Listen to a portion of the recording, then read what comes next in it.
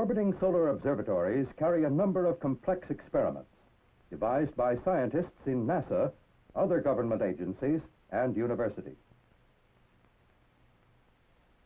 OSO-2 was launched in February 1965 and successfully placed in orbit.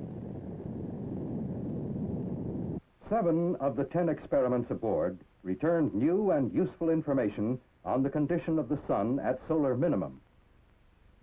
This included measurements on the solar output in the near ultraviolet, X-ray, and gamma-ray regions.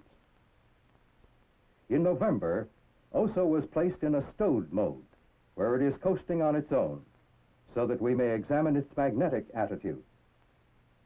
OSO-2 can be reactivated at a later date when solar conditions have changed. OSO-3, launched in August, failed to orbit and was lost in the South Atlantic. The experiments lost will be duplicated in the 5th OSO. The 4th and 5th OSOs, scheduled for flight, are in various stages of fabrication and test at the contractor plant. Our present knowledge of the sun has shown clearly the need for a higher precision, higher capacity spacecraft for the study of solar phenomena. Last year, an engineering model of an advanced orbiting solar observatory, AOSO, was completed.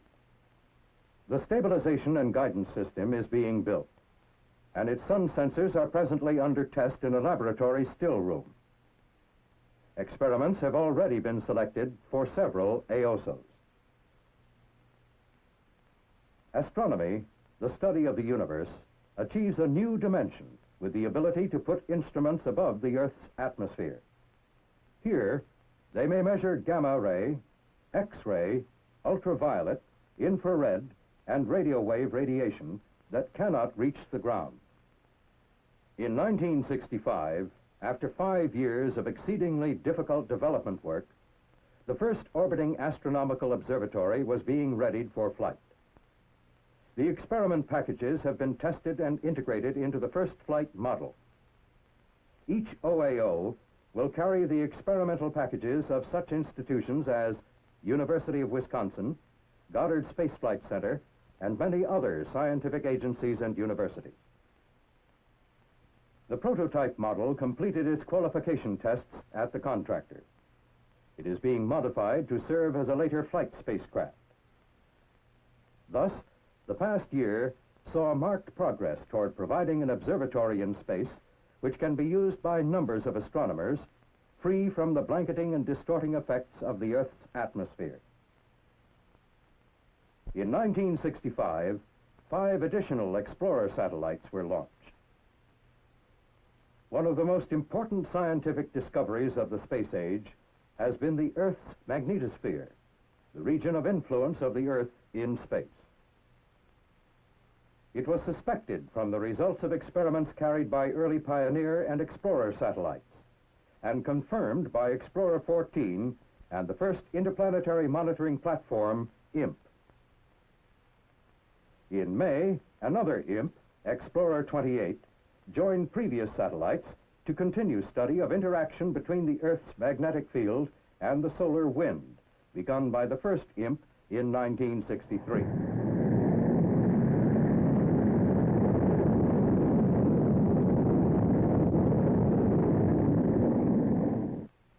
In particular, they are exploring the shock wave and transition region on the sunward side of the magnetosphere, and the extended tail with its neutral magnetic sheet on the night side of the magnetosphere. In April, a Beacon Explorer 27 was put in orbit. It is measuring the Earth's gravitational field through Doppler tracking. In addition, its transmitters provide to observers in 36 nations synoptic data on the electron content of the atmosphere. This is a major element in our international scientific program. Another explorer, launched in 1965, was the geodetic satellite GEOS, built by Johns Hopkins Applied Physics Laboratory. It is an active satellite containing flashing light electronic systems and laser reflectors for detailed study of the Earth's gravitational field and a reference for precision mapping. It was successfully launched in November by an uprated version of the Delta launch vehicle, which was being flown for the first time. Also in 1965, a passive geodetic explorer, Pagios, was inflation tested in Lakehurst, New Jersey. It will be launched in 1966. Some satellites built by other nations were launched by NASA in 1965. The ISIS-X was launched in late November. It combined the Canadian Alouette B with the NASA DMEA Direct Measurement Explorer in a piggyback configuration for ionospheric studies. Already, the results of this completely successful experiment have added considerably to our knowledge of the ionic sheets surrounding the spacecraft. The two are orbiting within approximately 1 mile of each other, conducting related measurements. Also, the DMEA Explorer has demonstrated successfully a novel magnetic attitude control system that should be useful for many future scientific missions. The French FR-1 was launched in December. It will investigate very low-frequency radio signals in space. FR-1, like ISIS-X, was launched by Scout, NASA's only all-solid space vehicle. Scout has been used extensively in launching spacecraft for NASA, Department of Defense, and international organizations. There have been 39 launches since 1960. The last 12 consecutive firings have been successful. Like explorers, the sounding rocket is an economical, reliable, and versatile tool. In 1965, approximately 130 were launched to continue the investigation of our atmosphere and to carry out exploratory space experiments.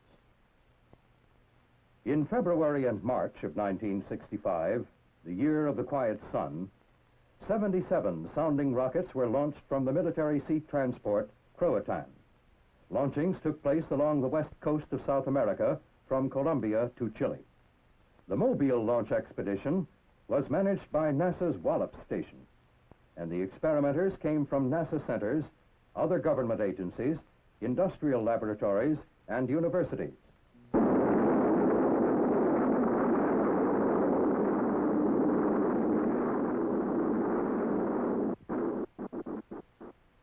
Scientists and government officials were welcomed at many of the ports visited. Over 95% of the launches were successful. The most important of the scientific accomplishments was the ability to conduct our first rocket measurements of the ionosphere from equatorial regions. Sounding rockets have been launched for scientists of many nations at Wallops Station, Virginia. In August 1965, an international meeting was held there under NASA auspices to set up an Inter-American Meteorological Rocket Network. NASA's Sustaining University program is providing grants nationwide for graduate training, scientific research, and laboratory facilities that support and encourage fundamental space science research in the academic community. In 1965, more than 3,000 pre-doctoral students worked under NASA training grants. They were in universities in each of the 50 states. 70 received their PhDs during the year and are doing teaching or research in government, industry, or universities.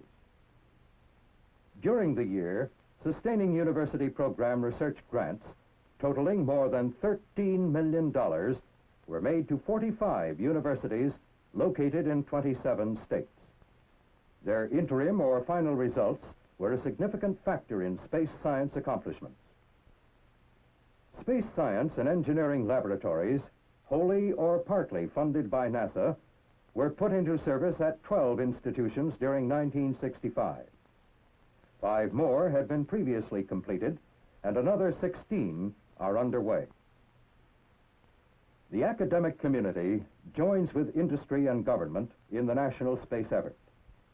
And a national effort it is.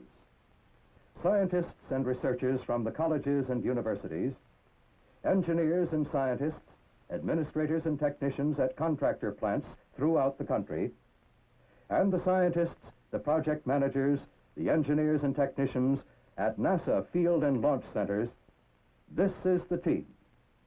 These are the men who made 1965 a year of success for space science and applications.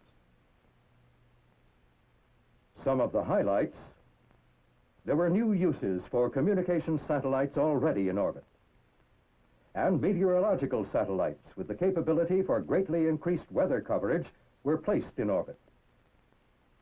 Useful results came from the scientific and technological experiments programmed for astronauts during manned space flights.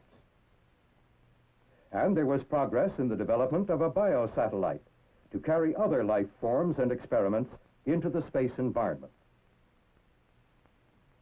Centaur, NASA launch vehicle for Surveyor, was launched successfully to complete the first phase of its development program. It was a year in which our knowledge of the Earth, the Sun, and the physical nature of the universe was increased by the scientific information returned from orbiting laboratories, and by explorer satellites, Pioneer space probes, and various sounding rockets. Our most spectacular successes were the lunar photographs of the Ranger series, and the pictures made by Mariner 4, which gave man his first close look at the surface of Mars. These were highlights of 1965. Now, we look to the future, to the new challenges and the continuing opportunities in that limitless laboratory, space.